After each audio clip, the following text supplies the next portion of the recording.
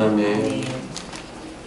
오늘 신명기 9장 말씀을 통하여서 잘 될 때 기억해야 하는 일이라는 제목으로 말씀을 전하겠습니다. 우리가 살아가면서 나라가 지정한 기념일들이 있죠. 국가 기념일을 크게 국경일과 법정 기념일로 나눕니다. 국경일은 국가가 이제 경축하는 그런 날이죠. 그래서 3.1운동, 독립선언을 기념하는 날로 3.1절이 있고, 또 대한민국 헌법이 공포된 7월 17일 제헌절, 물론 지금 휴일은 아닙니다. 한국의 해방과 대한민국 정부 수립을 기념하는 날로 8.15 광복절이 있고, 또 나라를 개국한 것을 기념하여 10월 3일 개천절, 또 한글을 창제하고 널리 알린 것을 기념하는 또 10월 9일 한글날이 있습니다. 하지만 또 이제 우리가 아는 기념일들 중에는 5.18 민주화운동 같은 날도 기념일로 지정이 되어 있고요. 6월 6일 현충일도 기념일입니다. 그리고 6.25 전쟁일도 기념일로 지정되어 있고, 이제 그 외에 근로자의 날이라든지 어린이날, 어버이날, 스승의 날 다 법정 기념일로 이렇게 지정이 되어 있습니다. 국경일이나 기념일 모두 중요한 국가적인 의미가 있습니다. 이런 날이 있는 것은 국가가 유지되고 발전됨에 따라 사람들이 평안하고 또 과거의 그러한 역사들을 잊기 쉬운 상황 속에서 정말 역사를 통해서 배워야 될 중요한 가르침을 잊어버리면 사람들이 현재에 만족하고 무사한 일주의에 빠지게 되면 또한 과거의 불운의 그러한 역사들이 반복될 수 있기 때문에 늘 경각심을 갖고 또 과거의 역사를 돌아보면서 또 그 역사 안에서 주는 중요한 교훈들을 붙잡기 위해서 국가에도 기념일이 있습니다. 오늘 신명기 9장 말씀은 특별히 광야 생활 가운데서 출애굽 1세대들이 하나님을 경노하게 하신 일들을 잊지 말고 기억하라라고 모세가 2세대들에게 단단히 강조하는 내용이 오늘 본문 말씀에 나옵니다. 7절 말씀을 보면 너는 광야에서 내 하나님 여호와를 경노하게 하던 일을 잊지 말고 기억하라 말씀합니다.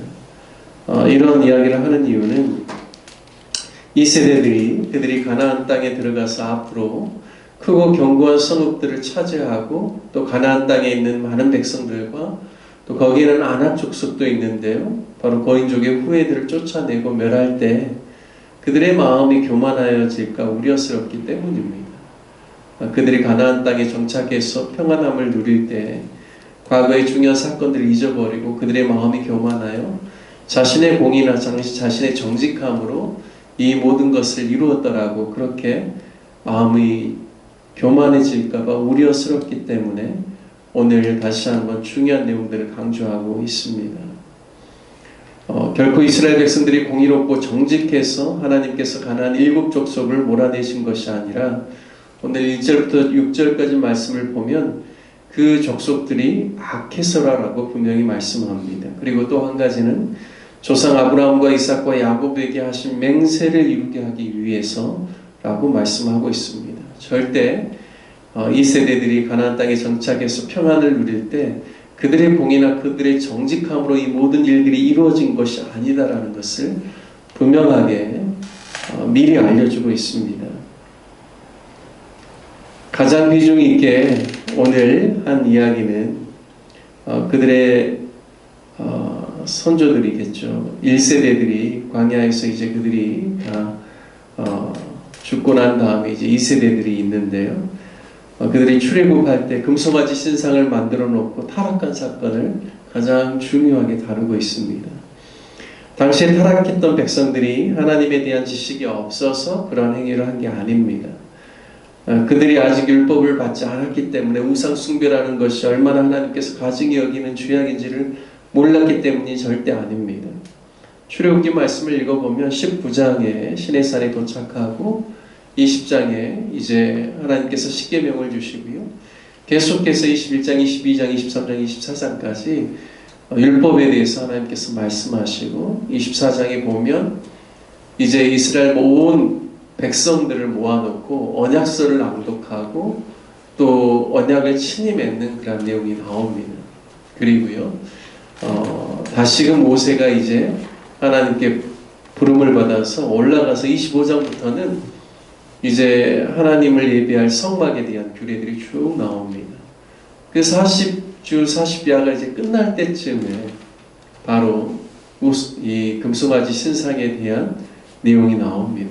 시간의 순서로 보면 이미 하나님의 율법의 말씀을 그들이 받고 낭독서까지 읽고 그들이 하나님과 언약을 체결한 후에 그 다음에 일어난 사건이 이 금송아지 사건입니다.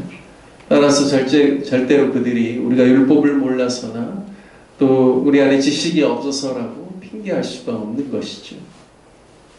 그들은 모세가 더디 내려옴을 보면서 우리를 인도할 신을 만들라라고 패역한 요구를 하였습니다. 그리고 아론이 그 요구에 응해서 그들의 아내와 자녀의 귀에서 금고리를 떼어내어 자신에게 가져오라라고 합니다. 그래서 바로 그것을 녹여서 조각해서 아론이 만든 것이 금송아지 신상입니다.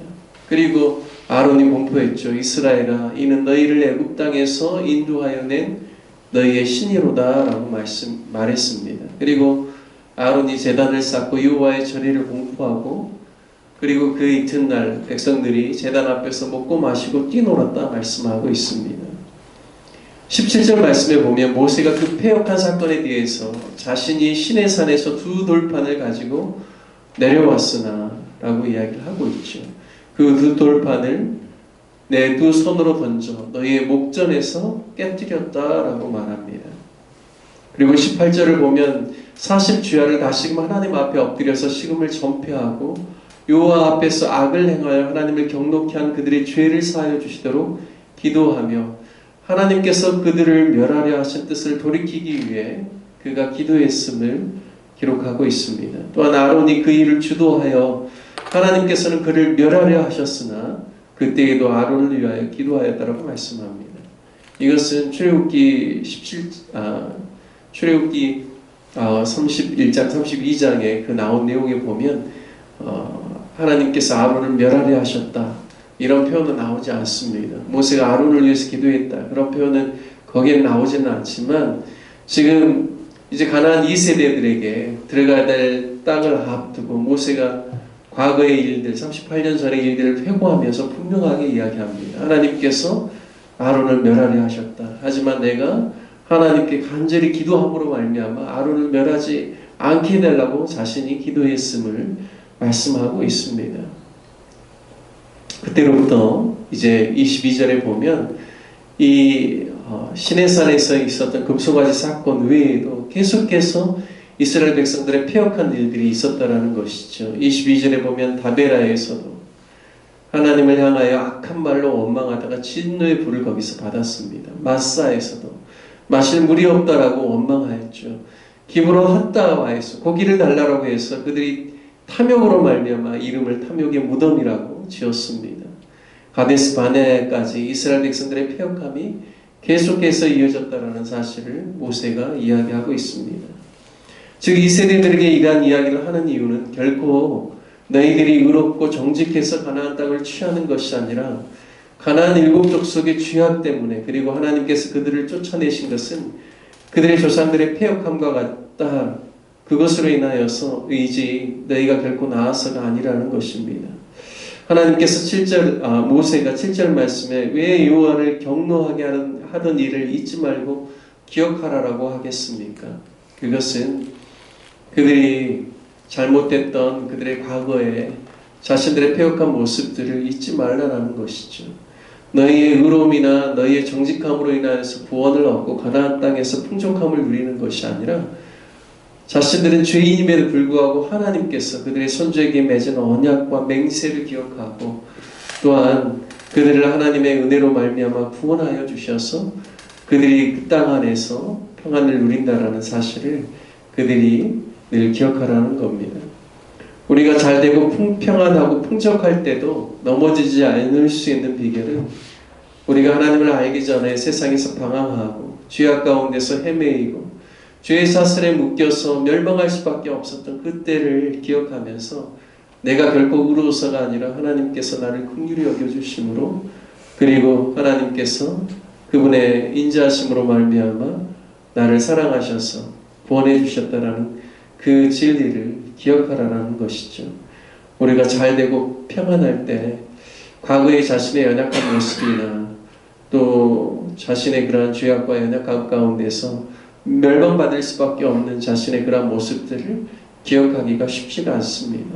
마치 국가 기념일을 통하여서 과거에 우리의 불운했던 그러한 역사들을 기억하게 하는 데는 의미가 있는 것이죠. 오늘 모세는 백성들에게 그러한 차원에서 바로 하나님을 진노하게 하고 경록해 했던 그러한 조상들의 그러한 자신들의 모습을 잊지 말고 기억하라라고 말씀하고 있습니다. 저와 여러분이 오늘 이 말씀을 통해서 우리 인생이 잘되고 형통할 때에도 결코 그것이 우리의 의로움이 아니다라는 사실을 깨닫고 늘 우리 인생에 어두웠던 때 그리고 또 우리의 그러한 절망 가운데 있었던 과거에 하나님을 알지 못했던 우리의 모습들을 늘 기억하고 우리가 이와 같은 평안과 은혜를 누릴 수 있는 것이 전적인 하나님의 은혜의 역사라는 사실을 깨닫고 늘 우리의 마음이 교만해지지 않고 하나님 앞에서 겸손하고 온전히 하나님 원하시는 길로만 나아가는 저와 여러분 되시기를 주님의 이름으로 축복합니다. 함께 같이 말씀 적용하며 기도하기를 원합니다. 잘될 때에도 우리가 늘 하나님의 구원의 역사를 기억하며 우리가 늘 하나님을 붙잡고 또 하나님만을 의지하며 살아가는 지혜로운 하나님의 자녀들, 백성들 되게 해달라고 함께 기도하기를 원합니다. 교회를 위해서 기도할 때는 내일이 주일입니다. 온 성도들이 주일을 잘 준비하고 또 각 예배가 하나님께 온전히 드려지고 또 우리의 심령이 부흥케 되는 귀한 은혜의 역사 있도록 기도해 주시고 또 우리가 원하는 선교사님들 그리고 또 다음 세대들을 위해서도 함께 기도해 주시기를 바라겠습니다. 함께 같이 주님의 이름 부르신 후에 함께 기도하겠습니다. 주여 하나님 아버지